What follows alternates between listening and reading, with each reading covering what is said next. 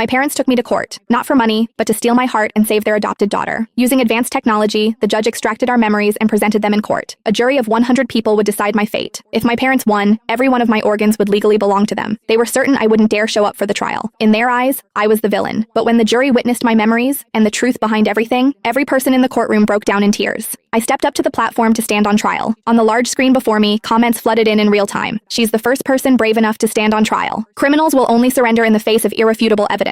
The show's about to begin. Before we started, the judge gave me one final warning. Defendant, are you aware of the trial process and understand its consequences? Are you sure you want to go through it? If I were found guilty on trial, I would be euthanized on the spot, and the ownership of my organs would go to my parents. Then, they would be able to use my heart to save Susie Jones. Over at the plaintiff's seat, my biological parents glared at me in disdain. They were so certain that they would win this trial. I couldn't understand why. I was their biological daughter, yet they had spent years tormenting me, loathing me, and hurting me. Now, they even wanted to rip my heart from me. There were plenty of times when I suspected that Susie was their real daughter, not me. Right now, she was seated beside them, a mask and sunglasses covering her face so I couldn't see her expression. I closed my eyes and took a deep breath, then looked at the judge with determination. Let us begin. The judge turned to the plaintiff's bar. Plaintiffs, are you aware that the trial— Before he could finish, Mom interrupted shrilly. We are her parents. How could we possibly lose this case? Just hurry up and get this over with. Susie doesn't have time to waste. And so the trial started. The first charge was brought against the defendant: refusal to fulfill her familial obligations, neglecting her bedridden father, and selfishly indulging in a decadent lifestyle. On the screen, my mother wiped tears from her eyes as she described the details of the charge.